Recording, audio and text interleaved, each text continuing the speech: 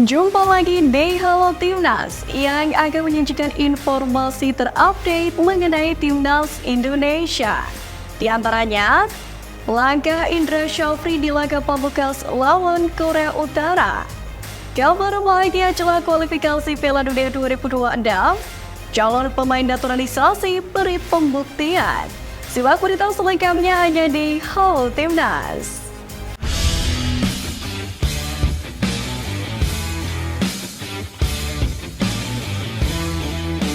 Kekalahan dari Taiwan membuat kubu Indonesia frustasi dan membuat laga ke babak gugur Asian Games 2023 cukup sulit.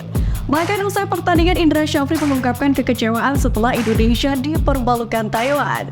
Sempat sangat optimis dapat memenangi pertandingan, namun kenyataannya Garuda Muda harus menelan kekalahan. Sebenarnya, tim Merah Putih bisa memberikan tekanan demi tekanan kepada Taiwan U24 dalam laga sore kemarin. Hanya saja minimnya kreativitas dalam serangan membuat Indonesia kesulitan membongkar pertahanan lawan. Dengan ini Indonesia harus kerja keras lagi usai kekalahan tersebut. Indra Syafri pun mengaku fokus untuk laga pamungkas melawan Korea Utara. Dalam hal ini Coach Indra ingin memanfaatkan waktu istirahat semaksimal mungkin demi 3 poin untuk penentu kemenangan Timnas U24 Indonesia. Timnas U24 Indonesia yang tampil jauh lebih dominan dipaksa menyerah 0-1 oleh Taiwan di Stadion Zhejiang Normal University East pada Kamis sore kemarin. Hasil ini pun membuat media Vietnam Bunda menyebut Indonesia kalah mengejutkan dari Taiwan di Asian Games 2023. Bahkan Bunda dalam artikelnya menuliskan, dengan hasil ini tim asuhan Indra Syafri terancam tersingkir lebih awal di Asian Games tahun ini.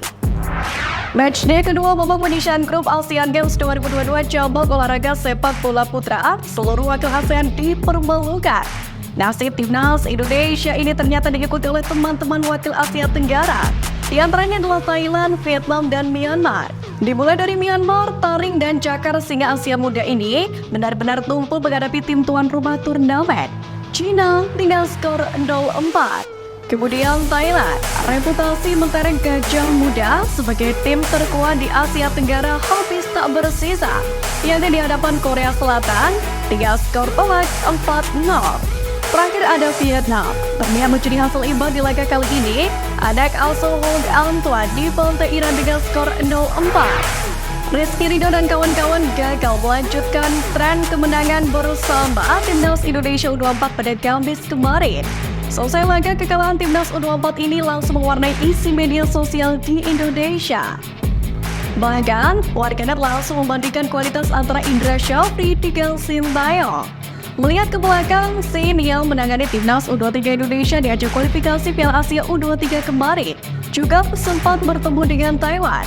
Pelatih asal Korea Selatan itu mampu membawa timnya melibas Taiwan dengan skor telak 9-0. Tak heran gambar warganet langsung membandingkan kualitas dari kedua pelatih tersebut. Beberapa penggemar menyebutkan bahwa kondisi timnas akan seperti ini bila Sintayong tak lagi berlatih di tanah air. Meski dalam jeda libur, Sintayong sepertinya tengah sibuk untuk menciptakan formula terbaik untuk Timnas Indonesia di ajang internasional ke depannya. Terdekat, Timnas Indonesia akan memulai langkahnya di kualifikasi Piala Dunia 2026. Bahkan, salah satu pemain Ebro telah mengkonfirmasi kehadirannya saat turnamen penting itu adalah Jordi Amat yang tengah memperkuat Johor Darul Takzim di Malaysia. Pihak Cedera sendiri melepas pemain bernilai 15 miliar itu bila Coach Sintayong memanggilnya untuk memperkuat Timnas Indonesia pada Oktober nanti. Selain ada Jordi Amat, sederhana pemain naturalisasi pun bakal dipanggil pula, seperti Ivar Jedar, Said Patinama, Elkan Bagot, dan Rafael Struijk. Belum lagi ada Sadar Ramdhani serta Pratama Arhan. Harapannya, kekuatan penuh ini bisa memuluskan langkah Timnas Indonesia dalam kualifikasi Piala Dunia 2026. Back Timnas Indonesia, Said Patinama berhasil membawa Viking FK memuncaki klasemen sementara Liga Norwegia 2023-2024. Di mana saat ini Viking FK berada di posisi pertama Liga Norwegia dengan mengumpulkan 48 poin dari 21 pertandingan yang telah dijalani. Performa apik Viking FK tak lepas dari peran Said Patinama yang menempati posisi bek kiri yang sudah tampil 20 pertandingan.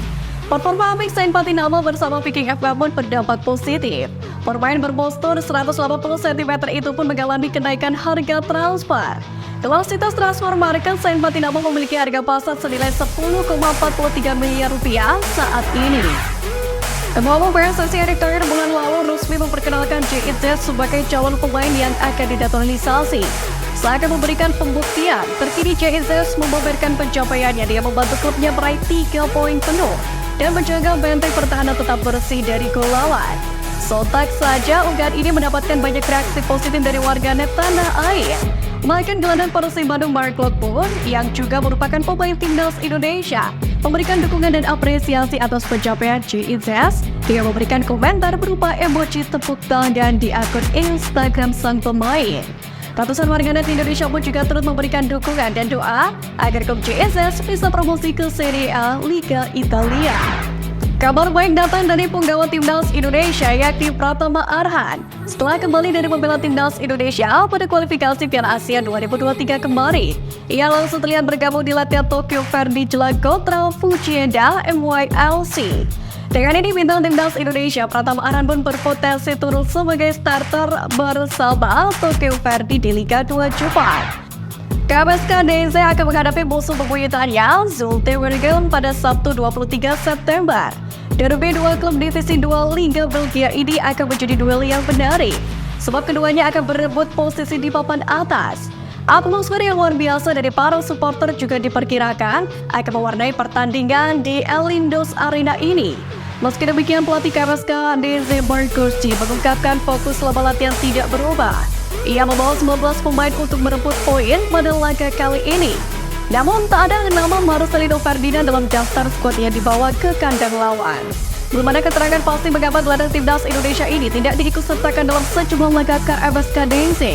Meskipun banyak warganet yang bertanya-tanya dan berspekulasi. Asnar Batualam dikenal sebagai pemain yang punya permainan keras. Ex-PSM Makassar ini dikenal tidak ragu melayangkan tackle terhadap lawannya. Meski demikian, belum lama ini Kapten Timnas Indonesia Asnawi harus ditegur oleh pelatihnya di Jeonnam Dragons Lee Jong-kwan. Yang ini gara-gara mendapatkan kartu merah lantaran permainan kerasnya itu.